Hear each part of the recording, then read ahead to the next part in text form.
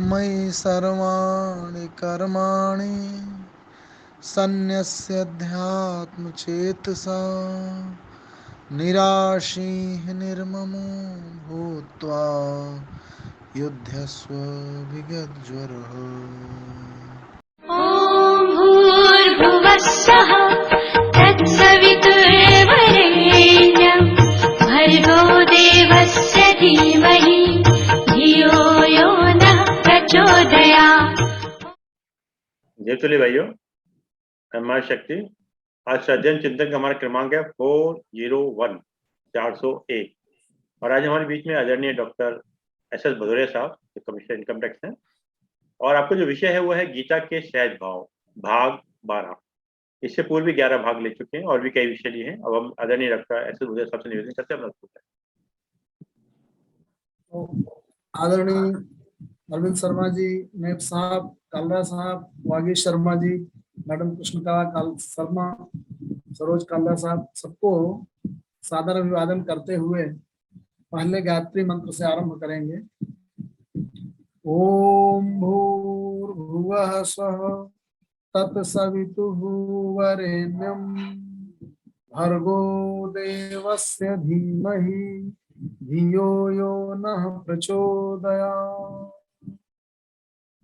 तो गीता के अब तक के 4 अध्यायों में हम लोगों ने क्रमशः इस बात पर चिंतन किया और श्री कृष्ण ने अर्जुन को इस बात की ओर बार बार उनकी दृष्टि दौड़ानी चाहिए कि वस्तुतः जो बाह्य काया है, शरीर है, उसके अंदर उससे सूक्ष्मतर जो इंद्रियां हैं, उसमें उससे भी जो सूक्ष्मतर मन है, उससे भी जो सूक्ष्मतर बुद्धि है और उसके अंदर जो वस्तुतः उससे भी सूक्ष्मतर चेतना का स्रोत है, वो एक किस्म का चेतना और उसके बाह्य जो तमाम तत्व हैं वो मिल करके ये चेतन और जड़ जगत का निर्माण उसी से हुआ है।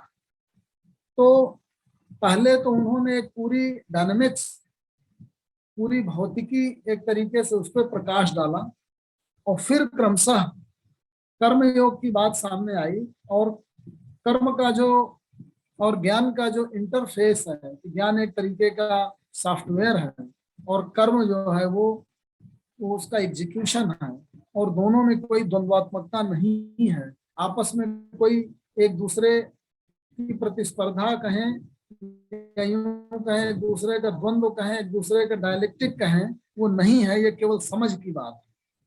लेकिन इस पूरी प्रक्रिया में 2 बड़े महत्वपूर्ण शब्द आए, एक योग की अवधारणा और एक संन्यास की अवधारणा।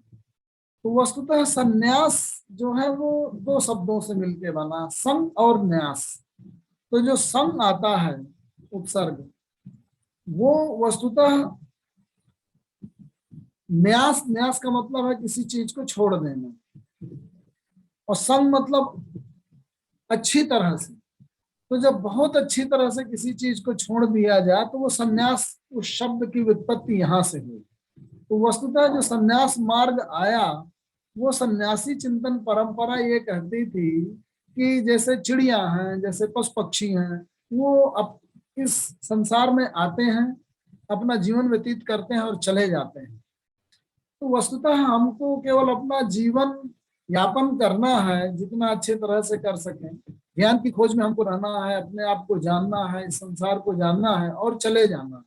तो कर्म में हम इतना ज्यादा संलग्न ना हो जाएं, कर्म में हम इतना ज्यादा उलझ ना जाएं कि हम ये जो संसार की वास्तविकता है, जो जीवन की वास्तविकता है, उसको भुला दें और कर्म बंधन में फंस जाएं।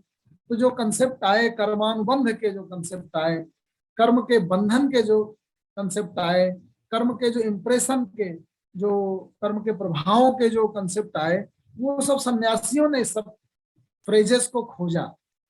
अच्छा, हुआ ये कि वैदिक परंपरा में कर्म पे बहुत जोर था। जब ह्यूमन कॉन्शसनेस इवॉल्व हुई तो क्रमशः धीरे धीरे पहले लोग एक तरीके से पशुचारण व्यवस्था में रहते थे, एक तरीके से खाना बदोश जीवन यापन इधर से उधर करते थे। फिर धीरे धीरे धीरे जब और एक सोशल स्ट्रक्चर का निर्माण हुआ तो एक स्थिर जगह में रहने लगे। तो पशुचारण की बजाय एक खेती की व्यवस्था, जब स्थायी हुआ व्यक्ति और उसने अपने सेटलमेंट्स किए शहर नगर गांव बसाए गए तो उसके इर्द गिर्द जो है वो कृषि की व्यवस्था का विकास हुआ। तो पशुचारण से, पेस्टोरल सिस्टम से एक एग्रेरियन इकोनॉमी डेवलप हो गई, तो एक खास किस्म की स्थिरता आई। और जो वैदिक सभ्यता है उसमें तमाम प्राकृतिक शक्तियों की पूजा कर, इस तरीके से प्रयास कर, इस तरीके के कर्मों का आयोजन कर कि सामूहिक रूप से और व्यक्तिगत रूप से हम जो चाहते हैं उसकी प्राप्ति हो जाए, कर्म फलों की प्राप्ति हो जाए, हम अपने युद्धों में जीत जाए, हमारी जो संस्कृति है, कला है, उसका विकास हो, विस्तार हो, हमारी उन्नति हो। तो जो इंडिविजुअल एक्ट था उसको बढ़ा करके एक सोशल लेवल पे group act, social act, projects, functions और जो कर्म है जो छोटे रूप में होता है उसको बढ़ा करके कर्म, डीड्स, एक्शंस, ड्यूटीज, वो भी और बढ़ करके प्रोजेक्ट, फंक्शंस और बड़े बड़े जो कार्य थे, एक्शंस थे, एक्टिविटीज थी, वो सब जो है टेकअप होने लगे सोशल लेवल पे।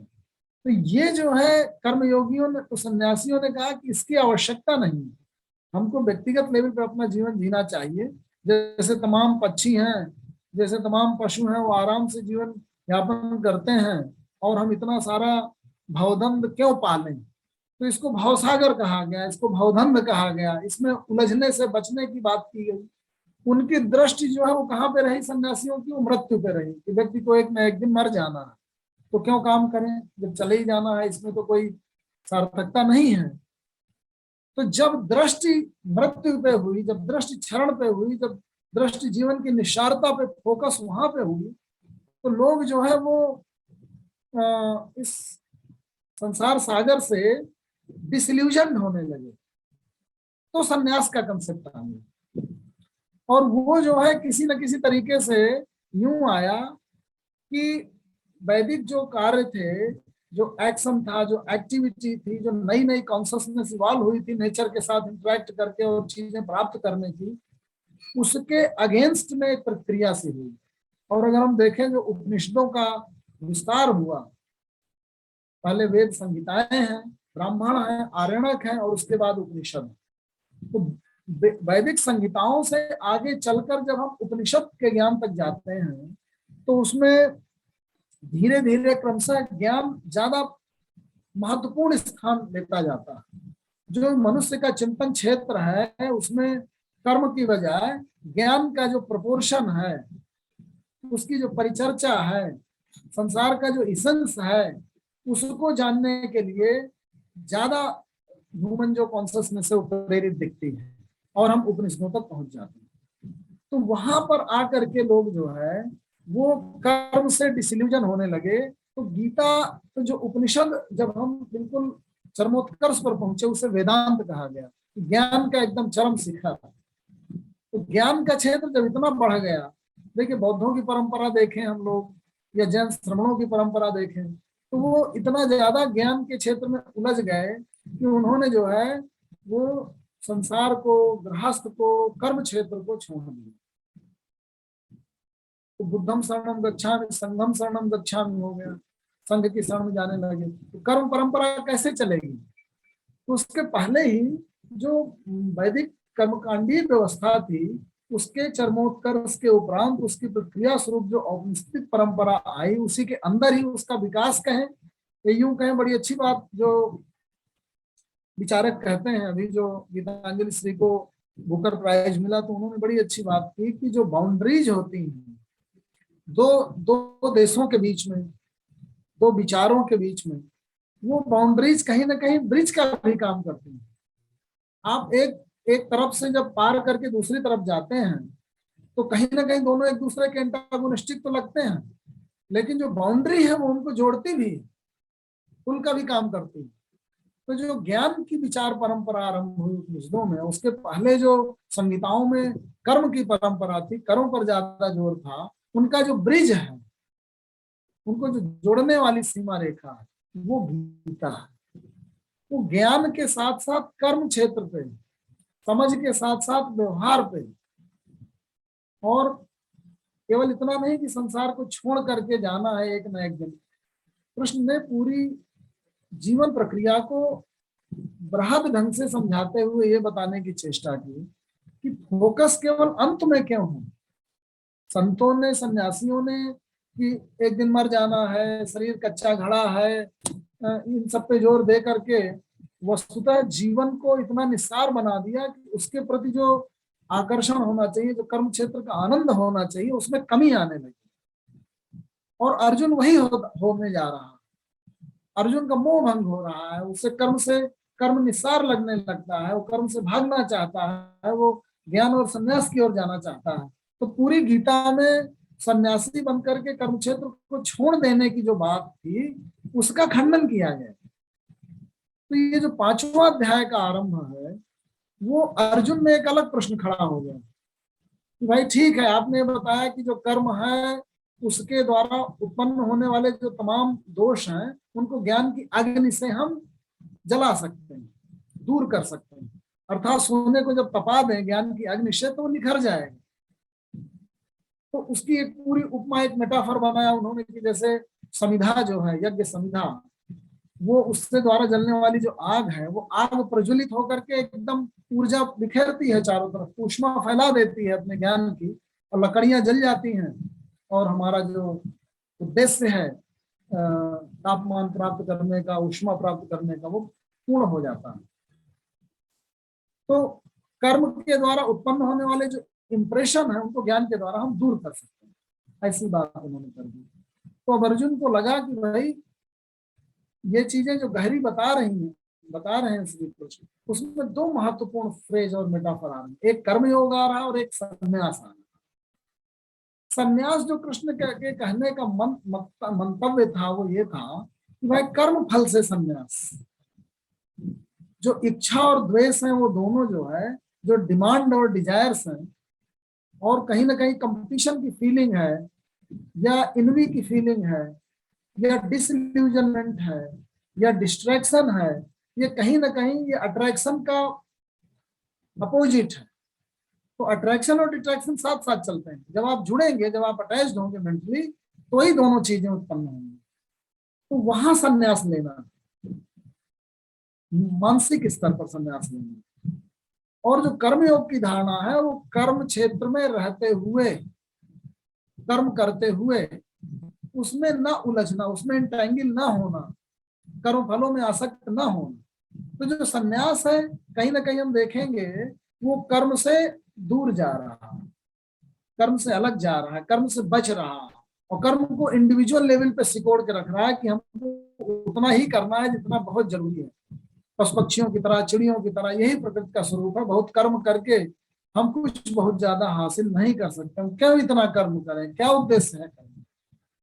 कृष्ण ने कहा नहीं, जनक आदि को देखिए, प्रजापति को देखिए, जिसने इस पूरी ह्यूमन इवोल्यूशन की प्रोसेस में जब सोसाइटी का निर्माण किया। सहयज्ञ प्रजा सृष्टवा पुरोवाच प्रजापति, प्रजापति ने यज्ञ के सहित इस सृष्टि को बनाया। आरंभ में ये बोले, क्या बोले कि इस यज्ञ के द्वारा तुम सृष्टि का कल्याण करो, ऐसी बात। तो जो ग्रुप कॉन्शियसनेस है, जब व्यक्ति जो है इंडिविजुअल लेवल से थोड़ा सा अपनी कॉन्शियसनेस को बढ़ा करके, विस्तार करके देखेगा, और अपने आप को केवल एक इंडिविजुअल नहीं पाएगा, बल्कि एक पूरी एक सोसाइटी है जो उससे कनेक्टेड सोसाइटी है, उसके बेटे हैं, बच्चे हैं, परिवार है, अपने माँ पिता जिन्होंने उसे पैदा किया उनके प्रति कर्तव्य, जिस सोसाइटी में उसे ज्ञान अर्जन हुआ, उसे खाना मिला, संस्कृति मिली, भाषा मिली, सब कुछ मिला, उसके प्रति उसका क्या मंतव्य, क्या देय बनता है, प्रत्युपकार क्या बनता है, उधर जब आप ध्यान करेंगे तो आपको लगेगा कि आपके कुछ सोसाइटल रिस्पॉन्सिबिलिटीज हैं। तो कृष्ण ने कहा अगर इतना हम इंडिविजुअलिस्टिक होंगे, संन्यास की ओर जाएंगे, तो व्यक्तिवादी होकर रह जाएंगे, सोसाइटी का स्ट्रक्चर टूट जाएगा। जो हमारी ग्रुप कॉन्शियसनेस है, जो सोशल कॉन्शियसनेस है, वो जीरो हो जाएगी। तो हमें उसे भी देख, तो जो कर्म योगी है वो छोटा काम भी बड़ा काम भी, individual deeds, duties, acts, functions के साथ साथ बड़े लेवल पे जो प्रोजेक्ट्स हैं, ऑर्गेनाइजेशंस के काम हैं, सोशल रिस्पॉन्सिबिलिटीज हैं, वहां रहते हुए भी, उसमें काम करते हुए भी, मशीन का पुर्जा होते हुए भी, ये सोचते हुए भी कि we are just cog in the wheel, लेकिन we are cog, we have to understand the responsibility of a cog. माला की चेन में अगर वो हटा दी जाएगी, वो खड़ी तो पूरी जंजीर टूट जाएगी। तो जो ग्रुप अंडरस्टैंडिंग है वो कर्मयोग के द्वारा ही आ सकती है। इस बात को ध्यान में रखते हुए उन्होंने पूरा अध्याय जो है व्याख्यायित किया, और ये कहीं ना कहीं आरंभ भी यहीं से होता है। देखिए प्रथम जो श्लोक है 5वें अध्याय का वो यही है कि संन्यासम कर्मणाम कृष्ण पुनर्योगम च संसस। संसस माने प्रशंसस। कृष्ण तुम पहले संन्यास की और फिर कर्म की, कर्मयोग की, इन दोनों की प्रशंसा कर रहे हो। संन्यासम कर्मणाम, कर्म से संन्यास की, संन्यासम कर्मणाम कृष्ण पुनः, उसके बाद योगम च संसस, योग की प्रशंसा। तो संन्यास तो छोड़ देना है और योग जुड़ जाना है। तो हम जुड़े कि संन्यास लें, क्या करें? आप तो हमारी मति को भ्रमित कर रहे हैं। संन्यासम कर्मणाम कृष्ण पुनः योगम च संससि यत श्रेय एतयोः एकम, इन दोनों में जो एक श्रेय हो तत्में ब्रूहि सुनिश्चित, तो निश्चित करके मुझे बता दीजिए, मैं उधर चल पड़ूं। तो कृष्ण ने कहा अजीब सी बात है कि अर्जुन तो हर चीज को एक डायलेक्टिकल स्टेट में लाके खड़ा कर दे रहा, कभी कर्म और ज्ञान की डायलेक्टिक खड़ी कर दे रहा, आज जो है संन्यास और कर्मयोग। जो देखिए पहले जो है कर्म और ज्ञान थोड़ा स्थूलतर थे, उससे भी सूक्ष्म जाने लगी है गीता, और प्रवेश कर रही है अंतः स्रोत की ओर, और सूक्ष्मतर विचार विमर्श की ओर गीता प्रस्थान कर रही है यहाँ से। अब संन्यास और कर्मयोग की बात हो गई, पहले कर्म और ज्ञान भर की बात और सूक्ष्मतर हो गई। तो कृष्ण कहते हैं उसके जवाब में कि संन्यासा कर्मयोग च निःश्रेयस करो, संन्यास भी और कर्मयोग भी दोनों श्रेय की प्राप्ति कराते हैं। तयोः तु कर्म संन्यासात कर्मयोगम विशिष्ट, लेकिन कर्म संन्यास से कर्मयोग विशिष्ट है, थोड़ा बेहतर है। क्यों?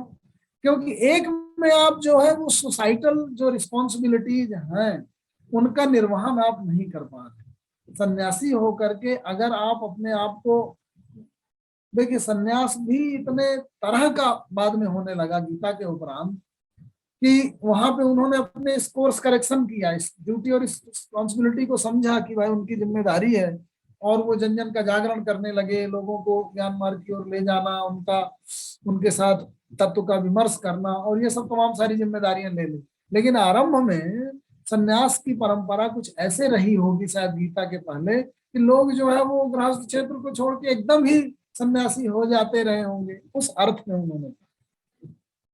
तो ज्ञेय सन्नित्य सन्यासी यो न द्वेष्ट न कांक्षित, उस सन्यासी को नित्य सन्यासी समझना चाहिए जो न किसी से द्वेष करता है न किसी चीज की आकांक्षा करता है। तो द्वेष और आकांक्षा की उत्पत्ति जो है वो मन की सृष्टि है। इंद्रियों के प्रभाव में आकर के जब आप कोई चीज प्राप्त करना चाहते हैं, अपने मन और ईगो के इफेक्ट में आके जब आप कहीं किसी से द्वेष करने लगते हैं, कंपटीशन करने लगते हैं, रिएक्शन भी हो जाते हैं, तो कहीं ना कहीं आपके स्थूलतर फैक्टर्स जो है, इंद्रियां, मन, ईगो, ये ज्यादा इम्पॉर्टेंट हो रहे हैं आपकी पूरी डिसीजन मेकिंग प्रोसेस में, आपको आगे बढ़ाने में। इसका मतलब आपका जो आपकी जो चेतना है वो स्थूलतर तत्वों से, फैक्टर से ड्रिवन हो रही है, उनके द्वारा संचालित हो रही है। लेकिन जो सच्चा सन्यासी है, नित्य सन्यासी है, परपिचुअल जो रिनाउंसर है, वो उनके प्रभाव में नहीं आता। तो ये असली सन्यासी हुआ, नित्य सन्यासी वो हुआ। उसे नित्य सन्यासी जानना चाहिए जो न किसी से द्वेष करता है न किसी की आकांक्षा करता है। निर्द्वंद्वो ही महाबाहो सुखम बंधात प्रमुचित, बहुत इजली, आसानी से बंधों से मुक्ति तभी मिल जाती है जब द्वंद्व से मुक्ति हो जाए। द्वंद्व किस चीज के हैं? जय और पराजय का द्वंद्व, आकांक्षा और द्वेष का द्वंद्व, जीवन और मरण का द्वंद्व, जय और पराजय का, प्राप्ति और खोने का। तो ये जो तमाम तरीके के द्वंद्व हैं, द्वंद्वात्मक सृष्टि है, प्राप्ति और अप्राप्ति की, ईर्ष्या और द्वेष की, आकर्षण और विकर्षण की, इन द्वंद्वों से मुक्त होकर के व्यक्ति जब उनसे भी परे अपना फोकस रखता है, जब उन चीजों को जान करके उनसे ऊपर उठ जाता है, उनको ट्रांसेंड कर जाता है, तो उसको नित्य सन्यासी समझना चाहिए। ऐसा व्यक्ति जब उनको ट्रांसेंड कर गया द्वंद्व, तो जो बंधनों की सृष्टि है वो द्वंद्वात्मक जो मानसिक स्थिति है उससे है, द्वंद्वात्मकता कहाँ से आती है? जब मन, अहम और इंद्रियां सब उलझी होती हैं इन्हीं स्थूलतर प्रभावों में। सांख्य योगो पृथक वाला प्रवदंति न पंडिता। जो लड़कपन की समझ रखने वाले व्यक्ति हैं वही सांख्य और योग को पृथक पृथक कहते हैं, जबकि जो असली जानकार है वो ये जानता है कि जो असली कर्मयोगी है या जो असली सन्यासी है वो एक ही है, अंत में वो एक ही जगह पहुंचता। तो अब जो सांख्य और योग को जो एक दूसरे के साथ पैरेलल रख करके जब चल रहे हैं और उसकी व्याख्या कर रहे हैं, तो हम जरा अच्छे से समझ लें कि सांख्य क्या सिद्धांत है, योग क्या सिद्धांत है। योग का सिद्धांत ही है कि कर्म में रहते हुए भी सामाजिक जितनी आवश्यकताएं हैं कर्म की या व्यक्तिगत आवश्यकताएं हैं, उन सब में रत रहते हुए भी उनके प्रभावों से, उनके इंप्रेशन से मुक्त रहना। और उसके लिए हम लोग विचार कराए हैं कि उसके फलों से, उसके इंप्रेशन से, पास्ट और भविष्य की तमाम जो पास्ट के चिंतन जो आपके दिमाग में चलते रहते हैं, इंप्रेशन पड़ते रहते हैं कि हमने ये किया, हमने वो किया, हम ऐसा कर लेते, वैसा कर लेते, या फ्यूचर का तमाम कल्पना जगत जो मन में रहता है कि हम ये पा जाएंगे, वो पा जाए और ये चीज मिल जाए, और वो जो आकांक्षाओं के खेल चलते रहते हैं, उनसे मुक्त होकर जब हम वर्तमान में आ जाए, तो कुल मिला के जो कर्म योग की परंपरा है, कर्म योग का जो सिद्धांत है, योग का सिद्धांत है बड़े शब्दों में, वो यही है कि कर्म क्षेत्र में रहते हुए भी कर्म के प्रभावों से, उसके बंधनों से मुक्त रहने। तो उसमें किसी भी तरह के जो कर्म है उन पे व्यक्ति कर्मयोगी उसको लेने में हिचकेगा नहीं, इसीलिए उसको कर्मयोगी कहा जाता है। विशाल से विशाल कर्म क्षेत्र, बड़ी से बड़ी रिस्पॉन्सिबिलिटी, जनक जैसा राजा रह करके भी वो व्यक्ति उससे बंधन में नहीं बनता। और जो संन्यास का क्षेत्र आया, उन्होंने कहा भाई हम आरंभ यहीं से करेंगे कि बहुत छोटे लेवल पे, सीमित लेवल पे जो हमारी जितनी जिम्मेदारियां बनती हैं व्यक्तिगत, हम वहीं तक अपने कर्म क्षेत्र को सीमित रखेंगे। हम ज्ञान की खोज में, जीवन को जानने में, अपने आप बृहद दर्शन में, इसी में हम आनंद प्राप्त करेंगे।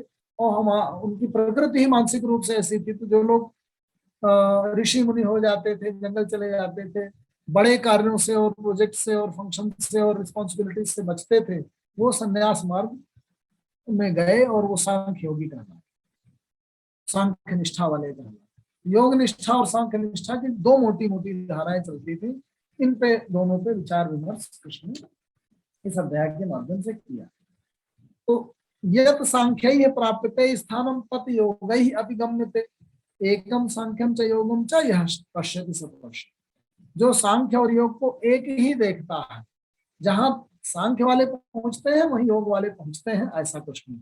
तो इसको यूं समझें कि एक शिखर पर जैसे जाना है और दो मार्ग है। एक मार्ग है कि आप व्यक्तिगत अपना जीवन यापन करके और अपने कर्मों की जो श्रृंखला है उसको बहुत सीमित करके, ज्ञान के क्षेत्र में रमण करके और फिर जिस तत्व की प्राप्ति करते हैं, या अच्छे ढंग से कर्म में रहते हुए भी अपने आप को कर्म से मुक्त रखते हैं। दोनों का जो उद्देश्य है वो अपने अस्तित्व की सार्थकता की प्राप्ति, कि हम क्या हैं, हम जो भी हैं, हमारे जो अंग हैं, हमारा जो शरीर है, हमारा जो एग्जिस्टेंस है, वो मीनिंगफुल हो जाए, उससे जो भी निकले सार्थक निकले, उससे ऐसी सुगंध बिखरे जैसे फूल से सुगंध बिखरती है, वो ऐसे फल दे जैसे वृक्ष फल देता है, जो अपने लिए भर नहीं होते बल्कि समग्र के कल्याण के लिए होते हैं। वो एक ऐसी नदी की तरह बहे जो सबको जल पिलाती हुई चलती है। तो प्रकृति के विविध उपादानों से प्रेरणा ग्रहण करते हुए जब व्यक्ति अपने अस्तित्व की पूर्ण सार्थकता को कर्मरत रहते हुए या ज्ञानरत रहते हुए प्राप्त करना चाहता है, तो वो सांख्य या योग के मार्ग में चलते हुए अपने अस्तित्व की सार्थकता को प्राप्त करेंगे। ऐसा जब आप सूक्ष्मतर हो जाएंगे, एक बर्ड आई व्यू लेंगे, इस संसार से थोड़ा सा ऊपर उठ करके एक हेलीकॉप्टर व्यू लेंगे, नीचे चल रही तमाम सांसारिक प्रक्रियाओं को देखेंगे कि इसमें जो है वो जीवन भी है और मरण भी है। एक डायनेमिक प्रोसेस है, तरह तरह के चक्र हैं जिसमें शरीर उत्पन्न हो रहा है, धीरे धीरे बढ़ रहा है, फिर युवा हो रहा है, फिर वृद्ध हो रहा है, फिर मृत्यु को प्राप्त होकर के दूसरा शरीर प्राप्त कर रहा है। एक ऐसी स्थूलतर डायनेमिक प्रोसेस को जब आप देखेंगे, जब आप अपने मन की विविध क्रियाओं का अवलोकन कर लेंगे कि भाई शरीर है, उससे सूक्ष्मतर क्या है, इंद्रियां है, मन है, बुद्धि है, अहम है, उसके अंदर जो है आपका चेतना स्रोत है, इन सब प्रक्रियाओं को सबको अच्छी तरह से देख लेंगे, तो फिर उसके उपरांत आप जो भी करेंगे, जो निर्णय लेंगे, मुक्त भाव से, निष्काम भाव से, तो आपके निर्णय श्रेष्ठ होंगे और आपको कल्याण के मार्ग में पहुंचाएंगे। तो उन्होंने कहा संन्यासः तु महाबाहो दुखम आप्तुम अयोग्यता, जिसने योग नहीं प्राप्त किया, the renunciation indeed, O mighty arm, is hard to attain by one without योग। योग के बिना आप सच्चा संन्यास नहीं प्राप्त कर सकते। कैसे? योग का मतलब यह है कि आप कर्म क्षेत्र में रहते हुए भी, कर्म करते हुए भी एक ऐसी मेंटल स्टेट को, मानसिक अवस्था को प्राप्त कर जाए कि जिसमें आप कर्म के विविध प्रभावों से, उसके फल के विविध प्रभावों से मुक्त रह सके। तो जहां मुक्ति की बात आ गई, जहां फ्री रहने की बात आ गई, जहां डिटैच्ड रहने की बात आ गई, वहीं संन्यास आ गया। ये संन्यास है।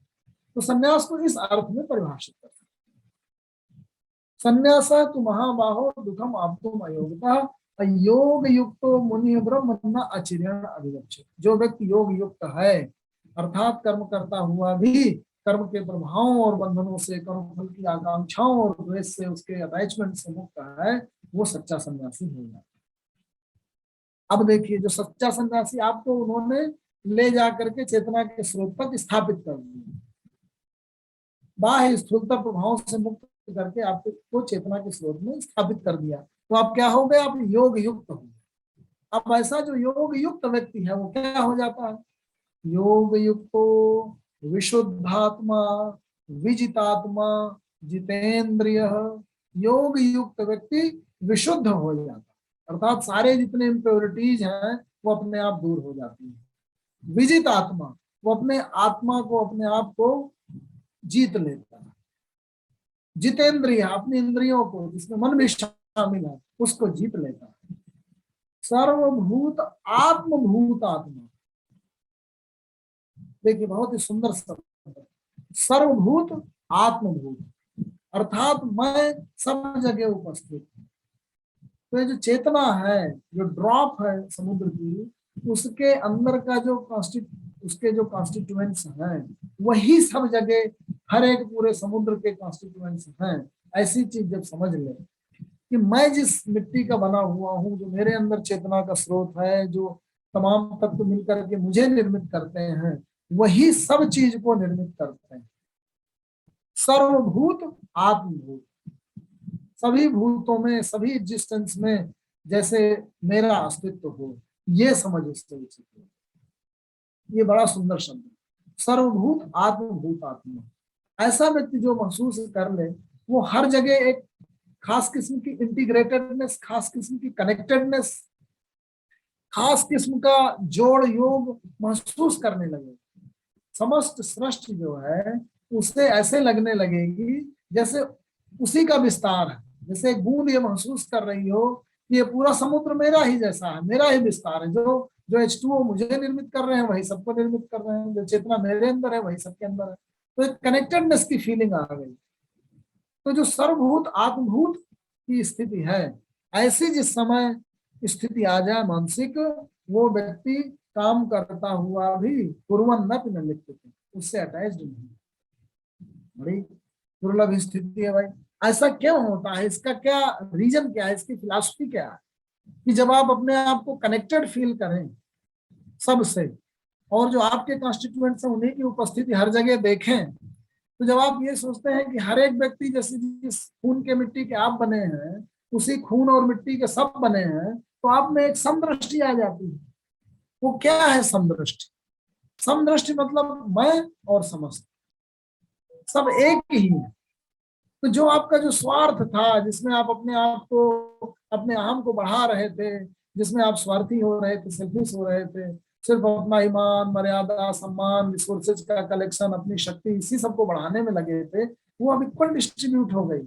आपके अंदर खास किस्म की एक सम मानसिकता आ गई। आप सभी में एक बराबर भाव से विचरण करने लगे। आप अपने आप को ज्यादा शक्तिशाली बना करके और फिर पावर को अशर्प करने की कोशिश नहीं करेंगे। तो ये जो कहा आत्मा उपमेन सर्वत्र समम पश्यति, और अपने समान ही सबको जब आप देखने लगे, तो क्रिश्चियनों में इसको बड़ा महत्व दिया जाता है कि भाई आप दूसरों से वही व्यवहार एक्सपेक्ट करिए जो आप दूसरों के साथ कर सकते हैं। ये बड़ा ही संभाव है, मतलब ऑब्जेक्टिविटी कि अपने साथ वही व्यवहार जो दूसरों के साथ व्यवहार।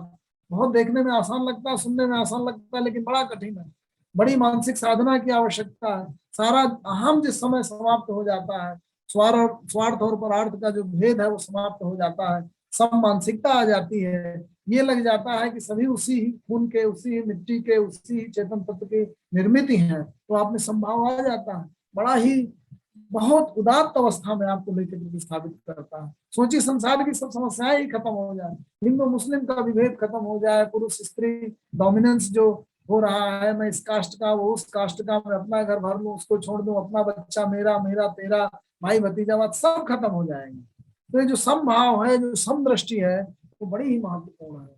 और कहीं ना कहीं कृष्ण ये कहना चाहते हैं कि जब आप अंतःकरण में स्थापित हो जाते हैं, योग युक्त हो जाते हैं, तो आप विशुद्ध हो जाते हैं। नंबर एक, आप अपने आप को जीत लेते हैं, विजितात्मा हो जाते हैं, आप जितेंद्रिय हो जाते हैं, अपनी इंद्रियों को जीत लेते हैं, और आप में एक सर्वभूत आत्मभूत का भाव भर जाता है, और आप समदृष्टिमयी हो जाते हैं, और कर्मों के बंधन से मुक्त हो जाते हैं। देखिए बड़ी ही लंबी एनोलॉजी लगी है इसमें, लेकिन जब इसको बैठ करके अच्छे ढंग से विचार करेंगे कि ऐसी सर्वभूत आत्मभूत का भाव आते ही, समदृष्टि के विकास होते ही, कैसे हम जो है तमाम कलुष, तमाम जो अफेक्ट, जो चीजें हमको अफेक्ट करती हैं, हमको स्वार्थी बनाती हैं, हमको रिस्ट्रिक्ट करती हैं, एक बड़ा ब्रॉड विजन आ जाएगा।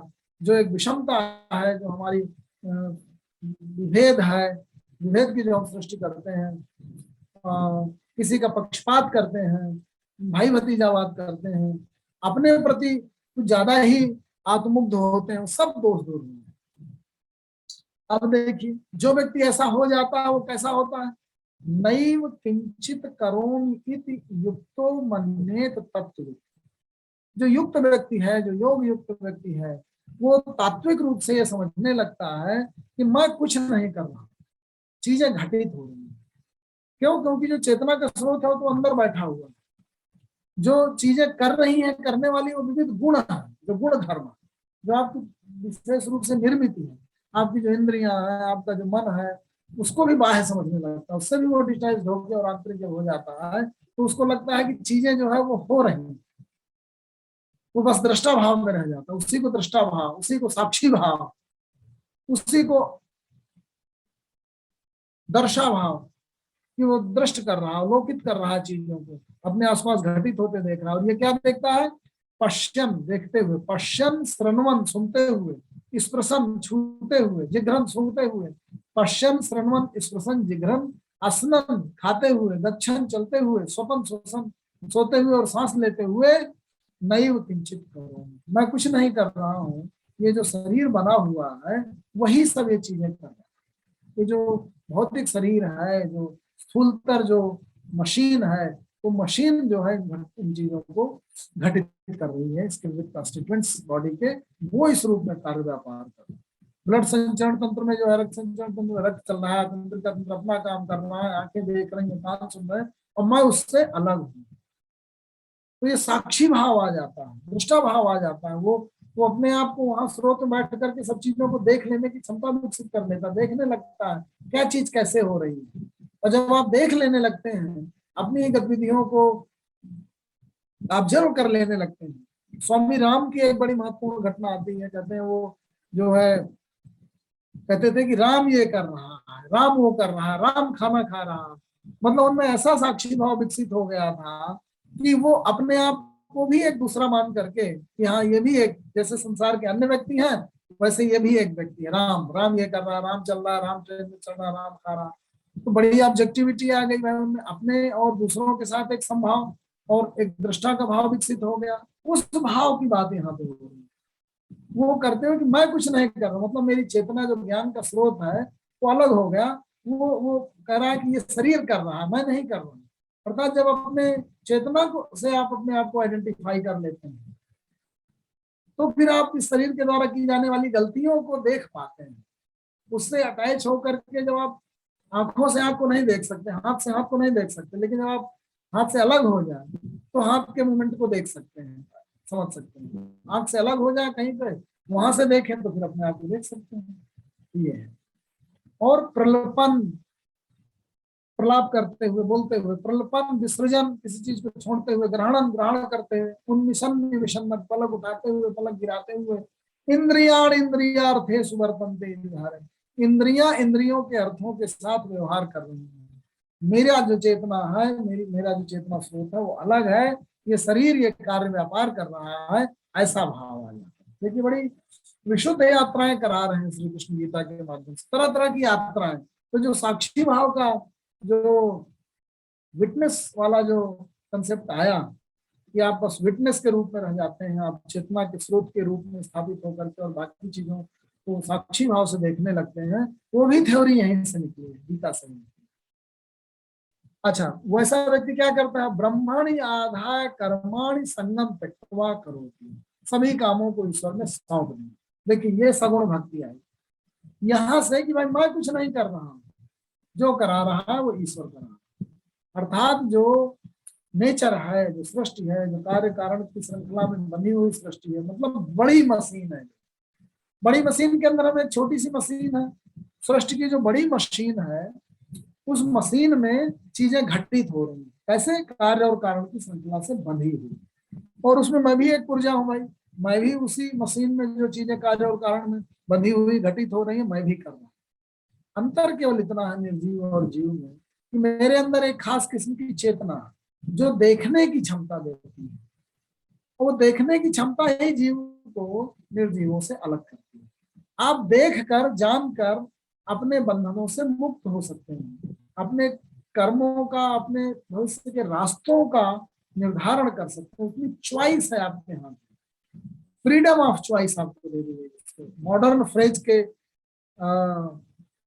टर्मिनोलॉजी में अगर इस चीज को एक्सप्रेस किया जाए तो ये कहा जाए कि जो एबिलिटी टू सी है, जो विटनेस कर लेने की पावर आपको मिल गई, उसने चूज करने की पावर दे दी। या बहुत से रास्ते पड़े हुए हैं, उसमें आप चूज कर सकते हैं। जब आप देख सकते हैं, आपके अंदर इंफॉर्मेशन आ जाती है, आपके अंदर कॉग्निशन आ जाती है, ज्ञान आ जाता है, तो आप चीजों को देख सकते हैं, और देख के जहां जहां बंध रहे थे उन बंधनों से आप मुक्त होने के उपक्रम कर सकते हैं।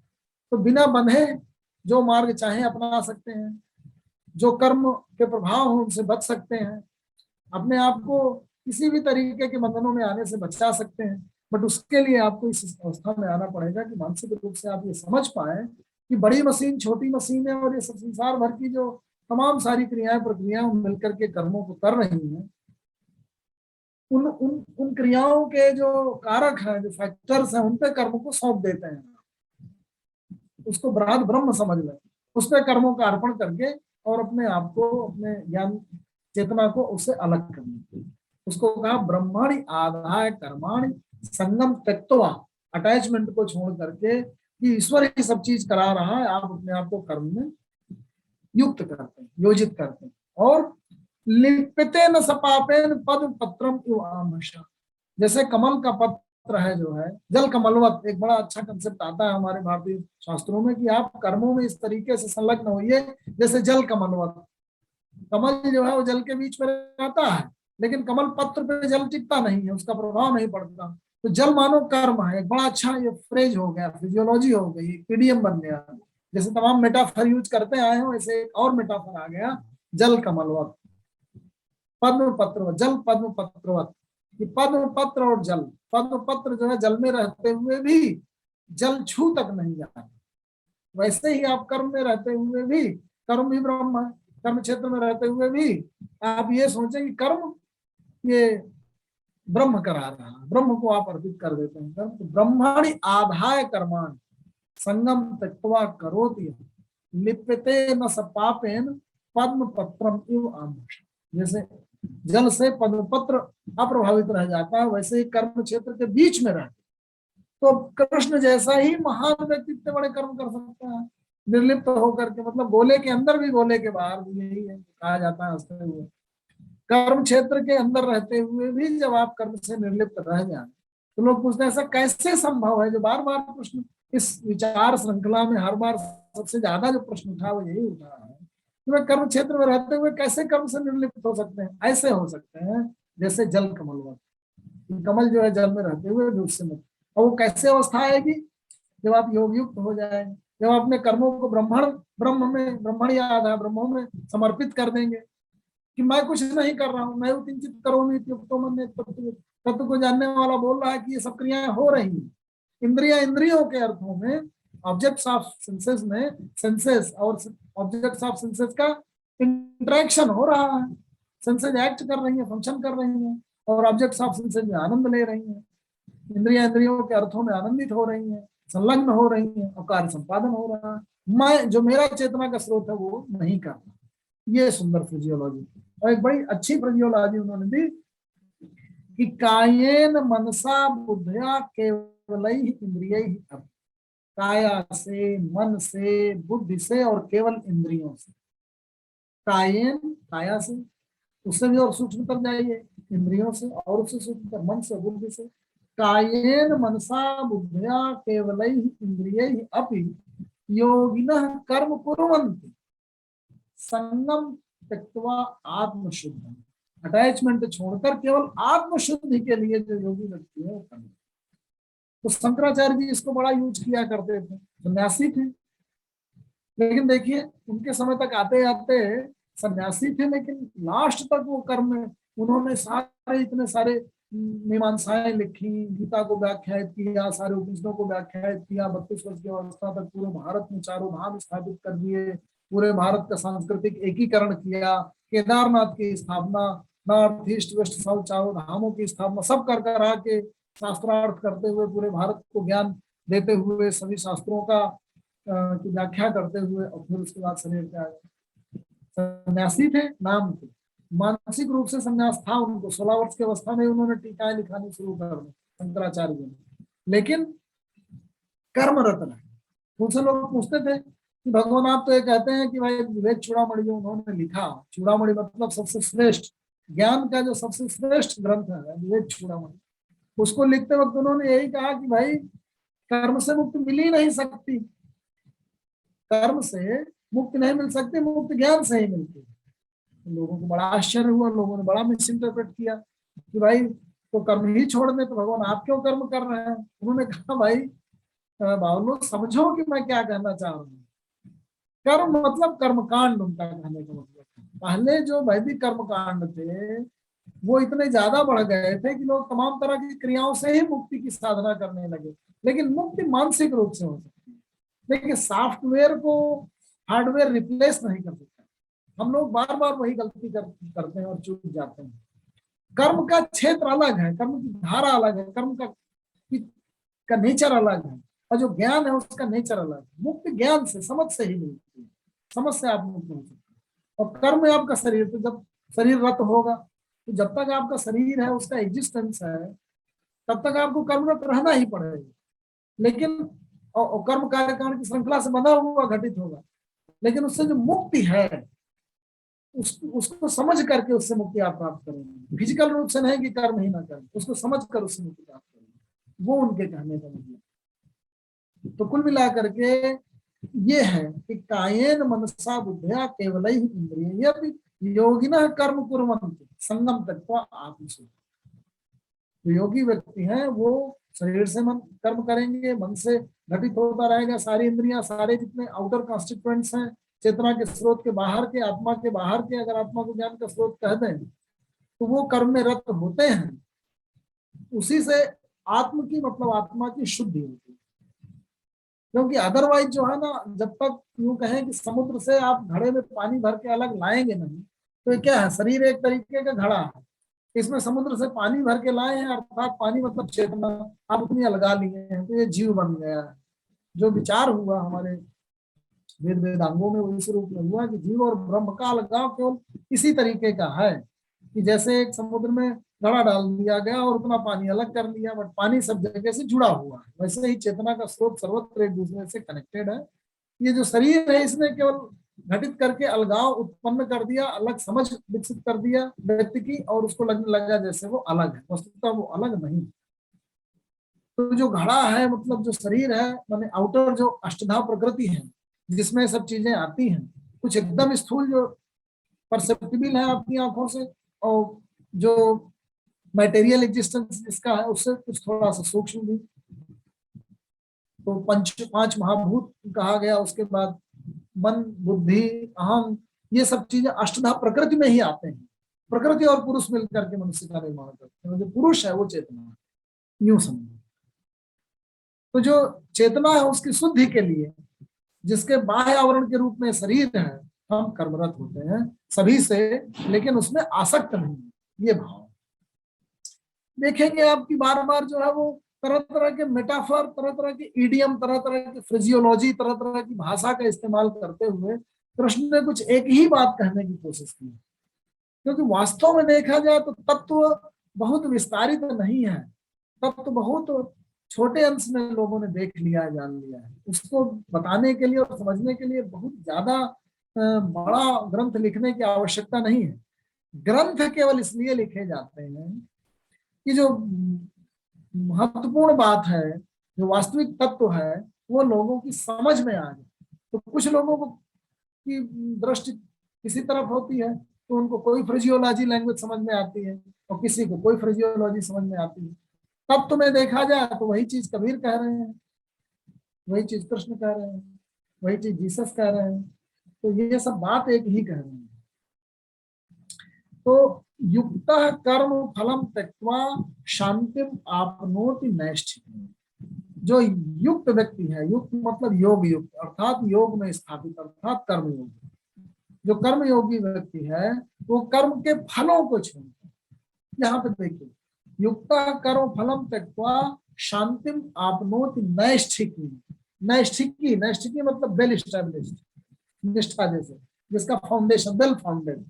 तो जो वेल फाउंडेड शांति है, अर्थात सही जो समझ है, उसकी प्राप्ति जो है वो योगी व्यक्ति कर लेता है। क्या करके? कर्म फल त्याग कर। युक्त कर्म फलम त्यक्त्वा शांतिम आपनोति नैष्ठिकीम्।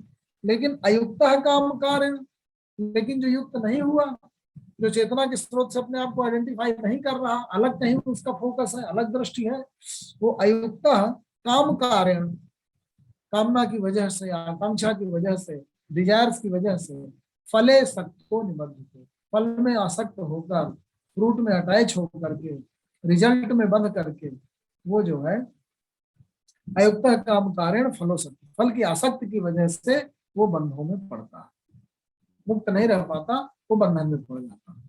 बंधन किस तरीके के? ये सब बंधन है, डिजायर का बंधन है ना, आकांक्षा का, द्वेष का, कंपटीशन का, जय पराजय, द्वंद्व, जितने भी द्वंद्वात्मक सृष्टि है वो बंधनों की सृष्टि करती है। तो इनसे कैसे मुक्त हो? सर्व कर्माणि मनसा संन्यस्य आस्ते सुखम वर्षी, और 9 द्वारे पूरे देही नैव कुर्वन् न कार्य।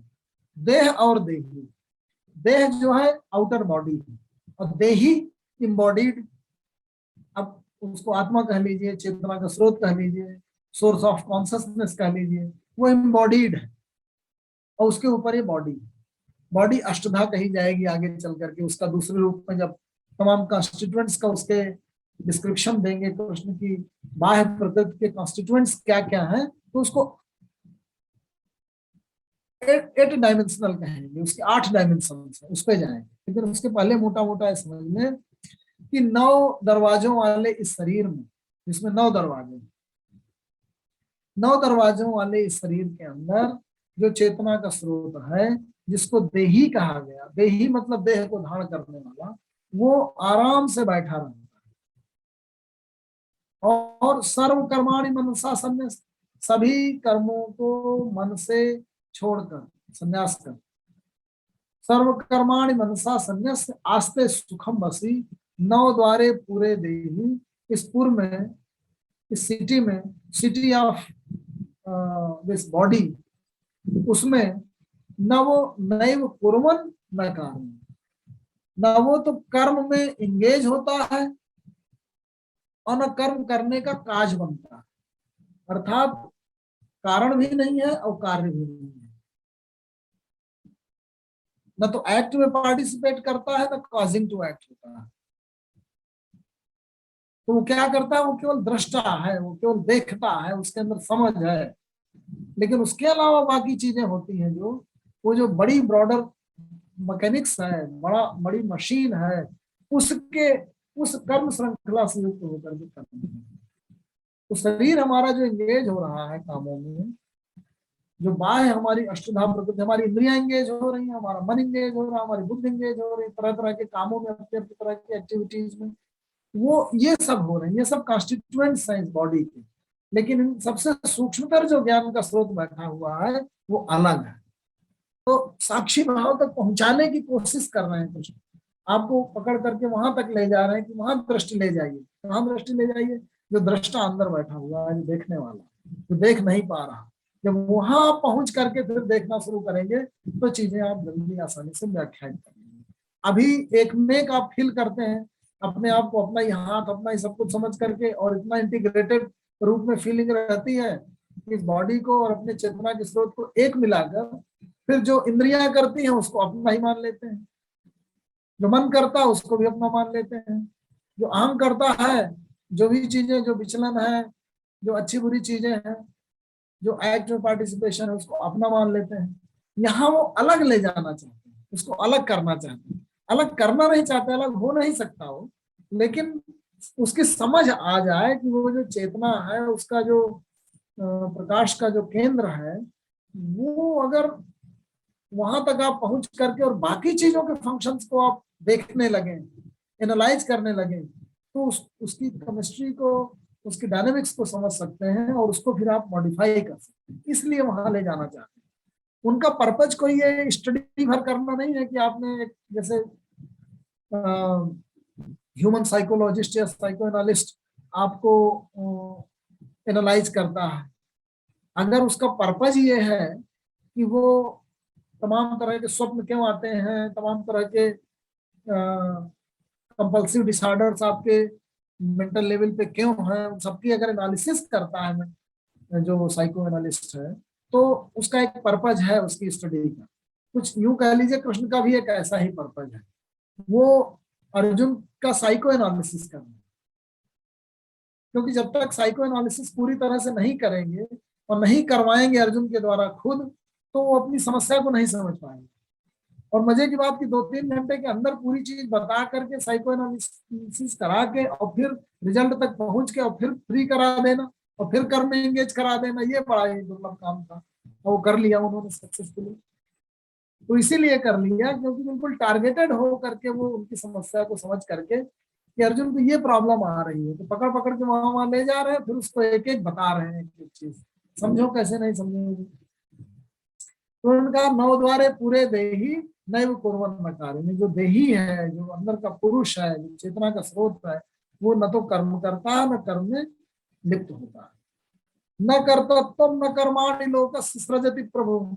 जो इस पूरी सृष्टि जहां से प्रभुवित होती है, जहां से भू माने होना और प्रभु माने अच्छी तरह से होना, प्रकृष्ट, कृष्ट, प्रकृष्ट, तो प्र जो उपसर्ग है वो वहीं पे आता है जब अच्छी तरह से, अच्छे ढंग से। तो जिससे सृष्टि की उत्पत्ति होती है वो प्रभु है, जहां से उत्पत्ति हो। और विभु मतलब जो सब जगह व्याप्त हो। तो न कर्तव्यम न कर्माणि, न तो काम में संलिप्त होता है, न, है ना। जो लोक का सृष्टा प्रभु है, जहां से सब चीज निकल रही है, वो कर्तव्य और कर्म अर्थात इंड्यूसमेंट टू एक्शन और एक्शन, दोनों से वो अलग है। कुछ वैसे ही जैसे यथा पिंडे तथा ब्रह्मांडे, यूं समझे कि जैसे व्यक्ति में अगर आप व्यक्ति का साइको एनालिसिस अच्छी तरह से कर लें तो ब्रह्मांड का साइको एनालिसिस कर लेंगे। जैसे व्यक्ति की एक मशीन है और अष्टधा प्रकृति है और उसके अंदर चेतना का स्रोत है, वैसे ही समग्र सृष्टि को संचालित करने वाली चेतना है और उसके ऊपर की एक प्रकृति है। तो न कर्तव्य न तो इंड्यूसमेंट टू एक्शन है, न इंड्यूस करता है, न एक्शन में पार्टिसिपेट करता है। न कर्तव्य में उसकी भूमिका है, न कर्म में। न कर्तव्य न कर्मा लोकस्य सृजति प्रभु, फिर भी समस्त लोक उसी से प्रस्फुटित होता है। और न कर्म फल संयोगम स्वभाव है तो प्रवर्तते, कर्म फल से संयोग भी वो नहीं कराता। तो कर्मफल कहाँ से आते हैं? कर्मों से। जैसे कर्म आते जाएंगे, जैसे कर्म होते जाएंगे, जैसे मैकेनिकल जो केमिकल चेन है रिएक्शन की, अर्थात जो कार्यकारण की श्रृंखला है वो घटित हो रही है कर्मों में पार्टिसिपेट करने में। लेकिन जो दृष्टा है, संचालक है, जो चेतना का बृहद समुद्र भरा हुआ है पूरे ब्रह्मांड में या मनुष्य के अंदर, वो केवल दृष्टा रूप में होता है। ये है जो गीता का दर्शन है, वो इस रूप में इस शरीर को लेता है, इस रूप में इस ब्रह्मांड को लेता है कि न कर्तत्व न कर्माणि लोकस्य सृजति प्रभु न कर्मफल संयोगम स्वभावः प्रभु। इस स्वभाव से ही, अर्थात एक नेचुरल कंसिक्वेंस, काज और इफेक्ट की रिलेशनशिप से संपूर्ण सृष्टि चल रही है, और वो दृष्टा भाव में रहते हुए भी इनमें पार्टिसिपेट नहीं करते। ना दत्ते कस्यचित् पापम न चैव सुकृतम विभु, वो किसी के पाप और अच्छे कर्म ग्रहण नहीं करता है, उनसे निर्लिप्त रहता है। अज्ञानेन आवृतम ज्ञानम तेन मुह्यन्ति जन्तु। हमारा ज्ञान क्योंकि अज्ञान से ढका हुआ है, इसलिए हम मोहमयी होते हैं। इसमें हम इसलिए उलझ जाते हैं और ऐसा समझने लगते हैं क्योंकि हम तत्व को अच्छी तरीके से नहीं जानते। तत्व ये है कि जो चेतना का स्रोत है वो बाहरी अष्टधा प्रकृति से अलग है। यूं जब हम जानने लगेंगे, समझने लगेंगे सृष्टि को, और जैसी हमारी इंडिविजुअल मशीन की संरचना वैसे ही पूरे ब्रह्मांड की मशीन की संरचना उसको जानने लगेंगे, तो कुछ ज्यादा, एक देखिए, ज्यादा सूक्ष्मतर फिनोमिनोलॉजी में प्रश्न जो है वो प्रवेश हो रहे हैं। जो दर्शन है ब्रह्मांड का, कि कैसे ब्रह्मांड का सृजन हुआ है, इसके फंक्शंस क्या हैं, ये कैसे संचालित हो रहा है, इसमें अब प्रवेश ले रहे हैं। और इसमें प्रवेश लेने की जरूरत इसलिए पड़ती है कि वो अर्जुन को साक्षी भाव में ले आना चाहते हैं, क्योंकि सही जो चीज है, जो हो रही है, जो तत्व है, उसका जब दर्शन हो जाएगा, यही परा ज्ञान है। यही परा ज्ञान, परा और अपरा दो तरह की विद्याएं कही गई। जो तत्व के ज्ञान से ज्ञान का अध्ययन करने वाली विद्या है वो परा विद्या है, उधर प्रवेश हो रहा है। तो हमारा जो ज्ञान है वो ज्ञान से ढका हुआ है। तो हम अगर ज्ञान के कारकों को, फैक्टर्स को ट्रांसेंड कर जाएंगे तो ज्ञान तक पहुंच जाएंगे। यूं कहें कि जो चेतना का स्रोत है वो तमाम इंद्रियों के, मनों के प्रभावों से और इन सब से ढका हुआ है, इन सब से व्यामोहित हो रहा है, इन सब से मोहग्रस्त हो रहा है। उसको जब हम समझ लेंगे तो हम शुद्ध चेतना स्रोत तक पहुंच जाएंगे और उसका प्रकाश बिखर जाएगा और हम मुक्त हो जाएंगे। उसके जो तमाम प्रभाव हैं, दुष्प्रभाव हैं, उनसे मुक्त हो सकेंगे। तो ज्ञानेन तो तत् अज्ञानम येषाम नासिकम आत्मा, उसी को कहा गया कि जो व्यक्ति अपने आप अपने अज्ञान का अपने ही ज्ञान के द्वारा छेदन कर देता है, ज्ञानेन तु तत् अज्ञानम, उस अज्ञान को जो ज्ञान के द्वारा, ज्ञानेन तु तत् अज्ञानम येषाम नासिकम आत्मनः तेषाम आदित्यवत ज्ञानम प्रकाशेत तत्त्वम्। जैसे आदित्य अर्थात सूर्य जैसे जो है अपना, उसका प्रकाश फैल जाता है सर्वत्र ब्रह्मांड में, उसी तरह से जब आप अज्ञान से ढके हुए ज्ञान के स्रोत तक पहुंच करके और उसको ऊपर के प्रभावों से मुक्त करके उसको खोल देते हैं, तो उसका जो प्रकाश है वो सर्वत्र बिखर जाता है और समग्र हमारे व्यक्तित्व को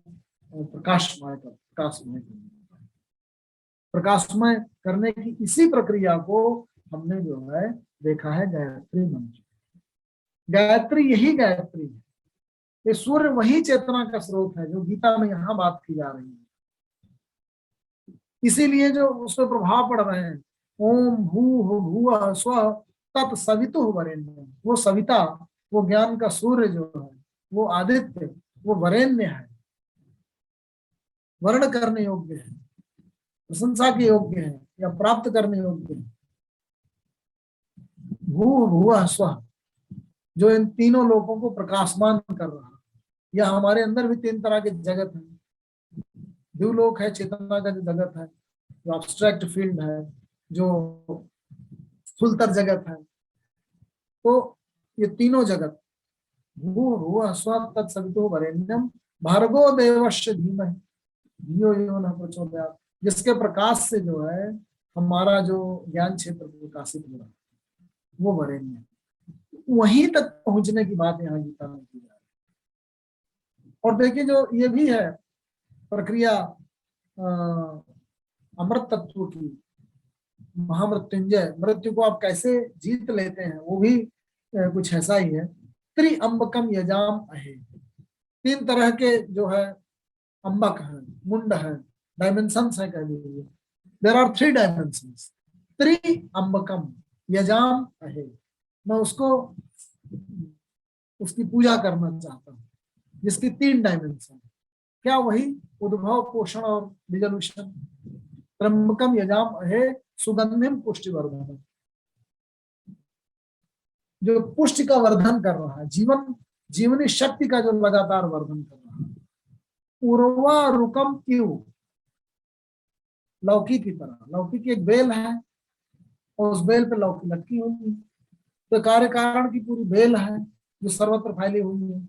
उसी का एक फल जो है हम हैं, हम उसी बेल से बंधे हुए हैं, एक लौकी है।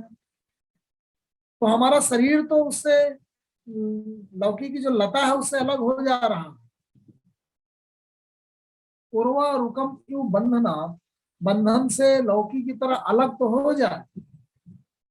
मृत्यो मुक्षी, मृत्यु से मोक्ष प्राप्त कर ले। मां अमृता, लेकिन अमृतत्व उससे नहीं। तो 3 प्रक्रियाएं, मृत्यु, अमृत, अमोक्ष। मृत्यु से जब आप मानसिक रूप से मुक्ति पा जाए तो अमरता के क्षेत्र में आप चले जाते हैं।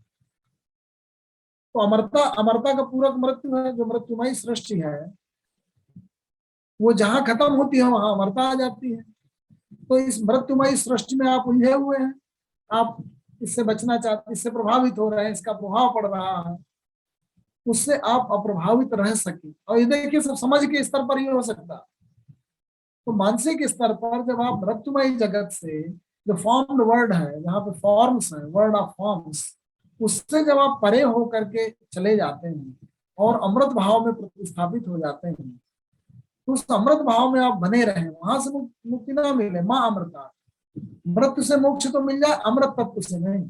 अमृत से मोक्ष कैसे मिले? जैसे इस सृष्टि की बेल से लौकी अलग हो जाती है। तो कुल मिलाकर के आप सृष्टि की इस पूरी श्रृंखला को, इसकी 3 जो डायमेंशंस हैं, उद्भव, पोषण और रिजोल्यूशन की, या यूं कहें मृत्यु, अमृतत्व और मोक्ष की। मृत्यु और अमृतत्व से परे भी जो मोक्ष की प्रक्रिया है, जो उठा के ले जाती है आपको अमृतत्व के पास, उस प्रक्रिया को समझ लें तो आप उससे मुक्त हो जाएंगे। ये मुक्ति की जो कंसेप्ट है वो इस तरह से, इस मेटाफर के माध्यम से आया। वैसे ही जो है गायत्री मंत्र में उस ज्ञान के स्रोत की बात कही गई है, जहां पहुंच करके आप समग्र क्षेत्र को प्रकाशित कर दें, और वही यहाँ पे कहा जा रहा है कि ज्ञानेन तु तत् अज्ञानम येषां नास्तं आत्मनः तेषां आदित्यवत ज्ञानम प्रकाशयति। जैसे आदित्यवत आप प्रकाशित कर दें अपने पूरे क्षेत्र को, वही चीज गायत्री मंत्र में कही गई, वही इस श्लोक में। तो एक लास्ट बात कह के मैं समाप्त करूंगा। तद बुद्धया तत् आत्मान तत्निष्ठा तत्परायणा गच्छन्ति अपुनरावृत्तिम ज्ञान निर्भूत कल्मषा। तत्त्वमसि कहा ना, वेद का जो महावाक्य आया कि तुम वो हो, वो तत्त्वमसि, क्योंकि वो तक तो पहुंच नहीं सकते, तो वो उंगली दिखा करके दार्शनिक दिखाते हैं चंद्रमा की तरह, जैसे वो चंद्रमा, वो अर्थात पूरे संसार की जो चेतना का स्रोत है, तत्त्वमसि। तो ये 3rd पर्सन में उसको एड्रेस किया जा रहा है। और 1st पर्सन में अहम ब्रह्मास्मि, मैं ही वो ब्रह्म हूँ। अयम आत्मा ब्रह्म, मेरी आत्मा ही वो ब्रह्म है। सोहम, वह मैं हूँ। शिवोहम, वह शिव मैं हूँ। तो जो 5 महावाक्य आते हैं हमारे लिए के, यही सोहम, शिवोहम, अहम ब्रह्मास्मि, अयम आत्मा ब्रह्म, ये 4 जो है वो 1st पर्सन में कहे गए।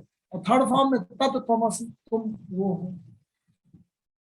तो यहाँ 3rd फॉर्म वाले को यूज करते हुए श्री कृष्ण कहते हैं कि तत्बुद्धया, जब उसमें तुम्हारी बुद्धि स्थापित हो जाए, तदात्मान, तुम्हारी आत्मा जब उसमें स्थापित हो जाए, तत्बुद्धया तदात्मान तत्निष्ठा, उसमें तुम्हारी निष्ठा हो जाए, और तत्परायण, तुम उसके तत्परायण हो जाओ, गच्छन्ति अपुनरावृत्तिम, तुम इस तरह से वहां फिर चले जाओगे कि तुम लौट के नहीं आओगे। ज्ञान निर्भूत कल्मषा, तुम्हारे समस्त कल्मश जो है वो ज्ञान से धुल जाए।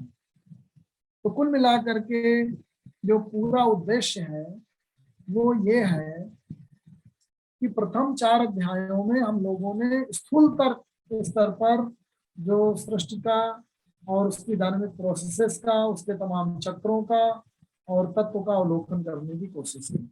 लेकिन चौथे अध्याय में आकर के ज्ञान और कर्म का विस्तार से उन्होंने उसमें जो द्वंद्वात्मक समझ थी उससे मुक्त करके उससे हमको परे ले गए, उससे ट्रांसेंड करा दिया।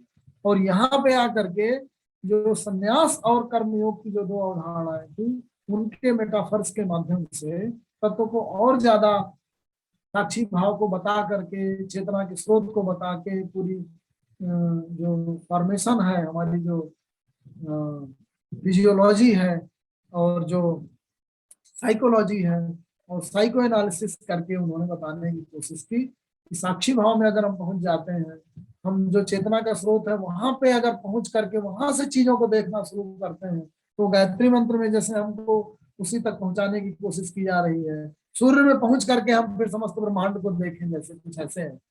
सूर्य में पहुंचकर वहां अपना फोकस ऑफ सेंटर वहां स्टैब्लिश कर लें, तो तभी तद बुद्धि तद आत्मान तत्निष्ठा तत्परायणा गच्छन्ते पुनः। तो जब वहां पहुंच जाएंगे सूक्ष्म से सूक्ष्मतर होते हुए और सूक्ष्मतर होते हुए, तो फिर हम आप पुनरावृत्ति वाली स्थिति प्राप्त कर लेंगे, लौट के इस मोह के जगत में नहीं आए। ऐसे तो ये ऐसा नहीं कि मृत्यु के द्वारा ही ये प्राप्ति होती हो, ये सामान्य, अभी आगे आएंगे कुछ लोग जो बता देंगे कि आप जब निरंतर प्रयास करते रहते हैं तो जीते जी आप इस अवस्था तक पहुंच धन्यवाद आदरणीय डॉक्टर सबुरे साहब। अब मैं सभी लोगों को अनम्यूट कर रहा हूँ। इस संबंध में कोई जिज्ञासा है, कोई प्रश्न है तो आदरणीय मुद्रा साहब से पूछ सकते हैं। सर, एक मन में आज विचार ये आ रहा था, जब आप बता रहे थे ब्रह्मांड की बात, तो पता नहीं दिमाग मन है ना कहीं ना कहीं भाग जाता है, वो फटा जाता है। तो ऐसा लगता है जैसे कोई फैक्ट्री है, उसमें बहुत सारी मशीनें लगी हुई हैं, चारों तरफ बहुत सारी लगी हुई हैं, और कोई इसमें अनाड़ी आदमी उस फैक्ट्री में घुस जाए तो उस मशीनों को देख के डर जाएगा साहब, और डरने के बाद में कहीं ना कहीं उसके अंदर आकुलता व्याकुलता होगी, और कहीं ना कहीं वो हो सकता है कि अपने कपड़ों पे ग्रीस व्रीस लग जाए, परेशान हो जाए, वो उससे कहीं भूत भुलैया से लगे। पर उसी फैक्ट्री में अगर कोई इंजीनियर घुस जाए जो मशीन को चलाना जानता है, सब कुछ करता है, कठपुर्जे जानता है, तो वो अपने कहीं ना कहीं जो मालिक है उसका है, उसको कुछ ना कुछ दे देगा। तो हमें लगता है कि इसी प्रकार से जब ज्ञान के माध्यम से व्यक्ति घुसेगा इसके अंदर, तो उसने अपना जीवन तो करेगा और अपने मालिक को भी कुछ ना कुछ दे देगा। कुछ ऐसा विचार आया। जो ज्ञान योग भक्ति योग का जो द्वंद्व चलता रहा, तो ज्ञानियों को दम्भ होने लगा, जैसे उनको दम्भ हो गया था उद्धव जी को। वो सोचे कि बिना जाने तो वहां प्रवेश होता ही नहीं, मैं तो सब जान गया हूँ। तो कृष्ण भगवान ने भी अंत में यही कहा कि जो प्रेम है, जो भक्ति है, कितना भी अनाड़ी आदमी हो, इसीलिए हमारे यहाँ कहा गया, अगर सच्चा भक्ति भाव है, प्रेम भाव है, निष्कलुष भाव से अगर आप पहुंचते हैं, तो कहीं ना कहीं पूरी प्रकृति इस तरह से विनिर्मित है कि जैसे ना कि हाथ पकड़ करके आपको जो है आगे बढ़ाने वाली बात की, ईश्वर को जब आप समर्पित कर देते हैं तो आपको कुछ ज्ञान ना हो, आप निश्चल भाव से बस वहां पहुंच जाइए कि भाई मैं सच्चे दिल से कुछ गलत नहीं करना चाहता, और जो मेरी आत्मा कहती है मैं वही करूंगा। अगर इतना भी भाव लेकर के अगर आप जीते हैं, तो मुझे लगता है आपसे बेहतर कोई नहीं, मतलब इस सृष्टि को। और बहुत बड़े बड़े परम ज्ञानी जो बहुत जान गए हैं, वो कई बार जब उनमें बहुत दम आ गया और इंद्रियों ने इतना उनको प्रभावित किया कि वो जो है गिर गए कीचड़ में। उद्धव जी भी जो ऐसे महान ज्ञानी थे, तो कृष्ण ने सोचा कि भाई ये तो ज्ञान के दम्भ में बहुत गलतियां कर रहे हैं, बहुत अहम था, बात ही नहीं मानते थे, तो गोपियों के पास पहुंचा दिया। तो सूरदास जी ने जो पूरा लिखा है सूर सागर, वो यही एक मेटाफर यही है कि गोपियां बहुत सीधी सच्ची एकदम अल्लड़ बालाएं हैं ग्रामीण, पर वो ज्यादा बड़ी मुक्ति प्राप्त कर जाती हैं, आनंद जीवन का सार्थकता ज्यादा प्राप्त कर जाती हैं, जो उद्धव जी नहीं कर पाए। तो गीता को पढ़ते वक्त, ज्ञान को पढ़ते वक्त हमेशा भाव ये रखना चाहिए कि बस ये हम लोग जानने की कोशिश कर रहे हैं, पर जो प्रेम है, जो भक्ति है, तो मुझे लगता है निष्कलुष भाव से जब आप अपना समर्पण कर दें, तो उससे बेहतर कुछ नहीं, वो वही बात। आपने सर इसमें आप बिल्कुल सही कह रहे हैं, परंतु मेरा जो भाव था वो ये था, जैसे कि इसमें भी 4 भाव हैं, जिसमें जिज्ञासु बना रहे व्यक्ति। तो जिज्ञासु अगर व्यक्ति बना हुआ है, और जैसे कहते हैं ना, देने के लिए दान, और लेने के लिए ज्ञान और छोड़ने के लिए अभिमान। तो अगर व्यक्ति के अंदर कहीं एक भाव वो बना रहे कि मुझे कुछ ना कुछ प्राप्त करना, कुछ लेना है, और विनम्रता के साथ, शालीनता के साथ, मतलब अगर अहंकार आ जाएगा फिर तो सब कहीं ना कहीं दिक्कत आएगी, मतलब वो तो जिज्ञासु वाला। एनीवे, आप किसी कोई प्रश्न पूछ सकते हैं, फिर वरना फिर आदरणीय नैब साहब दो सब करेंगे। काला साहब कुछ कह रहे थे अभी। हाँ,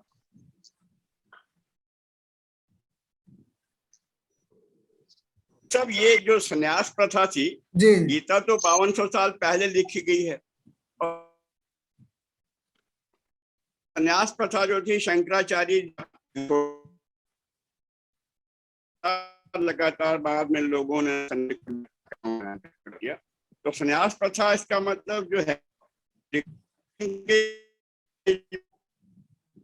पहले घर छोड़ अपना बल घर छोड़ के चले जाना और संन्यास में दंड पकड़ लेना, ये सब शंकराचार्य से पैदा हुआ। हम लोग जो जानते हैं, जहां तक हम लोग इतिहास लिखित और साहित्य के माध्यम से समझ पाते हैं, वो यही मिलता है। लेकिन जो गीता में जिस तरह की बातें आती हैं, उससे ऐसा लगता है उसके पहले वो प्रथाएं, वो परंपराएं रही होंगी, तभी इतना सूक्ष्मता ढंग से कृष्ण ने उसको एनालाइज, और वही वही वही करने की कोशिश अर्जुन करना चाहते होंगे। तो वो परंपराएं लुप्त हो गई, हमको पता नहीं है। लेकिन तमाम जो दंडी, जो तमाम साधु हैं, जिस तरह की यति और सन्यासी और जो तमाम परंपराएं हैं साधुओं की, वो बहुत पहले से किसी भिन्न भिन्न रूपों में विद्यमान रही होंगी, तभी उसको इतना गहरे से एनालाइज किया श्री कृष्ण। दक्ष अर्जुन जैसा आदमी जितना बुद्धिमान था, पूरा उसने बैटल मैनेज कर लिया, पर मन के हारे हारे मन के जीत, मन जीते जग जीत। वो मन से हार गया और बैठ गया छोड़ के सब कुछ। उसको फिर कृष्ण ने जिंदा किया, भी आगे बढ़। बहुत सुंदर। एक बड़ा बड़ा अच्छा अंग्रेजी में नावल लिखा है, the legend of Bagger Vance. एक कर्नल थे जो है, उन्होंने अमेरिकन, तो 1995 में लिखा, उस पर एक मूवी भी बनी है बड़ी अच्छी, लीजेंड ऑफ बैगर वैंस। तो वो बैगर वैंस वो भगवान है, और जो अर्जुन है वो अर्जुनु करके वो पात्र है उसमें। तो गोल्फ के खेल से संबंधित है वो, तो उसको आप पढ़ेंगे तो ऐसे ही, मतलब बहुत बड़े बड़े लोग, बहुत बड़ी बड़ी सभ्यताओं में हम लोग पाते हैं कि जब परफॉर्मेंस का जब एकदम बैटलफील्ड का चरम बिंदु आता है, तो वहां पे आकर के लोग फेल हो जाते हैं। और देखिए, अगर और आस्था अगर हुई तो तमाम डार्क हार्स से जो छोटे छोटे लोग बहुत अच्छा परफॉर्म कर जाते हैं। तो कुल मिला के यहीं पे जो हृदय का जो वो है, भाव है, प्रगाढ़ भाव जो आदमी को क्रियात्मक बनाता है, अगर वो भरा हुआ आदमी के अंदर एक भक्ति भाव की, नहीं ठीक है मैं ईश्वर पे समर्पित करता हूँ, जो होगा अच्छा होगा, बस बाकी ज्यादा नहीं सोचता, वो बड़े बड़े काम कर डालता है। और जब लौट के आता है तो अतीत को जब झांकता है तो सोचता है कि मैं तो कितना बड़ा समुद्र, हनुमान जी जो है 46 किलोमीटर तैर के चले आए, जबकि इतने छोटे से बंदर थे कि कोई महत्ता नहीं थी। और बड़े बड़े रावण जैसे मानी व्यक्ति गलती कर गए, दूसरे की स्त्री का हरण कर लिया, इतना ज्ञान स्वयं अमृत बना के पी गए। तो पूरी कथाएं हम लोगों की घूम फिर के यही बताती हैं कि महाज्ञान से उद्धार नहीं कराता, महाज्ञान के साथ साथ कुछ है और तत्व भक्ति का तो जरूरी है। चलिए, और कोई किसी की जिज्ञासा हो तो कुछ पूछ सकते हैं सर। इसी में एक जो अभी आदरणीय काला साहब ने पूछा, तो जो हमारे यहाँ दो व्यवस्थाएं तो हैं, पर ये जो वानप्रस्थ और संन्यास है, तो आज के समय में कितना प्रासंगिक है? मतलब क्या हम लोग वानप्रस्थ और संन्यास को सोच सकते हैं क्या? देखिए, वो उस समय जो है हमारे प्राचीन काल में आश्रम व्यवस्था में ये था कि 25 साल तक मोटा मोटा लोग विद्या अध्ययन करें, फिर गृहस्थ जीवन जिए, फिर धीरे धीरे जो है वो अपने आप को भ्रमण में लगाएं, और फिर धीरे से हैंड ओवर करके और नई जनरेशन को। तो मोटा मोटा तो हम लोग कहीं ना कहीं उसको करते ही हैं। जब शक्तियां अच्छी होने लगती हैं तो मैं उत्तराधिकारी हम बैठा देते हैं और वी टेक बैक सीट। तो जो ज्यादा एनर्जी वाला है वो आके परफॉर्म करता है, तो वही है। तो कुल मिला के मोटा मोटा स्ट्रिक्ट सेंस में नहीं, लेकिन आरंभिक तो 15-20-25 सालों तक तो हम लोग भी आजकल अध्ययन कर रहे हैं, पूरे विश्व में ही व्यवस्था चल रही है। फिर उसके बाद जब कर्म का क्षेत्र, गृहस्थ क्षेत्र आता है तो लोग रिस्पॉन्सिबिलिटी लेते हैं, फिर धीरे धीरे रिसीट बैक कर जाते हैं। अंतिम समय तक आते आते हमारे व्यवस्था में एक आ गया कि भाई आपकी एक सोशल रिस्पॉन्सिबिलिटी है सन्यास का मतलब देखिए, सन्यास के कई रूप आए और कई तरह से लोगों ने उसको व्याख्यायित किया। आधुनिक जो है, रजनीश जी ने बोला हम आधुनिक सन्यासी बनाते हैं, और तमाम जो आज भी हैं लोग सन्यास ग्रहण करते हैं। बट सन्यास का मतलब कई तरह के, गीता में जो कृष्ण चाहते हैं वो ये चाहते हैं कि ठीक है, आप भले ही बहुत सक्रिय रूप से जीवन के अंतिम समय में ना जो है वो सब प्रोजेक्ट्स में अपने आप को इन्वॉल्व करें, लेकिन आपको काम तो करना ही पड़ेगा, और मानसिक रूप से आप धीरे धीरे बैक सीट ले लीजिए। कुछ इस तरह के समाज कल्याण के काम जो है करते रहिए ज्यादा से ज्यादा। तो जो मोटा मोटा विभाजित किया गया था वो युग के अनुसार बदलता रहता है। वर्क स्पेशलाइजेशन हो गया, हम उसको डिफरेंट रूप में देख सकते हैं, बट कहीं ना कहीं तो आज भी एग्जिस्ट करता है हर जगह। धन्यवाद आपको। आदरणीय नायब साहब। बहुत बहुत धन्यवाद भदौरिया साहब। आज आपने गीता के 5वें अध्याय को लेकर हम लोग को तत्व ज्ञान दिया। पिछले उद्बोधन में आपने कर्म और ज्ञान के सामंजस्य के विषय में बताया था, और आज आपने उससे आगे बढ़ते हुए कि संन्यास और संभाव से देखना, साक्षी भाव से देखना, उन चीज़ों पे विस्तार से प्रकाश डाला। एक एक चीज़ को बहुत ध्यान से आपने बताया। उसके साथ साथ आपने महामृत्युंजय मंत्र और गायत्री मंत्र की भी व्याख्या बड़े सुंदर शब्दों में की। ये आप जैसा ही ज्ञानी पुरुष कर सकता है। हम लोग तो इतने आसान शब्दों में, मतलब ऐसा नहीं कि ज्ञान, वही बात है ज्ञानी और अहंकारी वाली बात जो कह रहे थे, अहंकार नहीं होना चाहिए।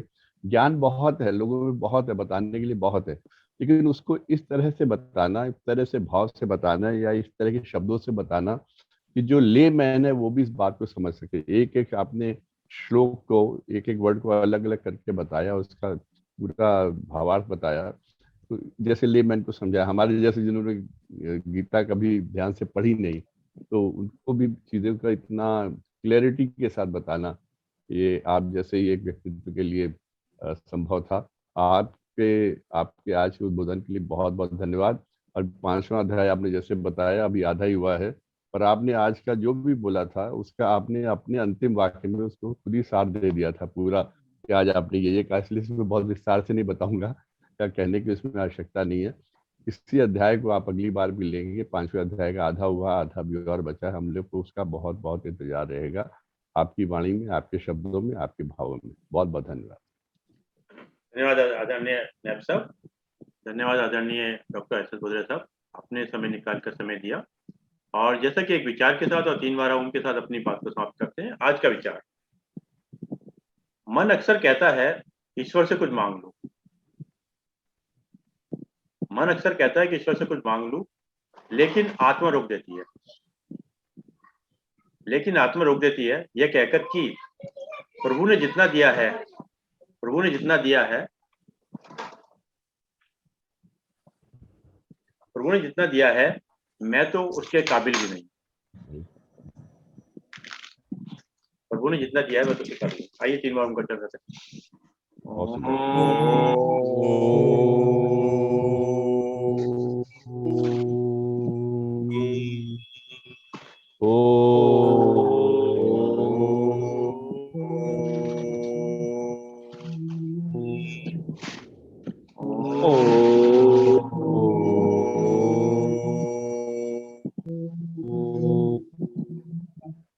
शांति शांति शांति शांति।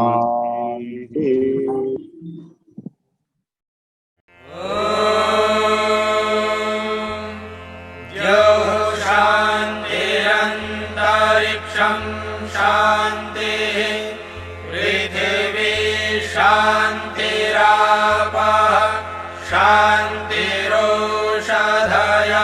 शान्तिः वनस्पतयः शान्तिर्विश्वे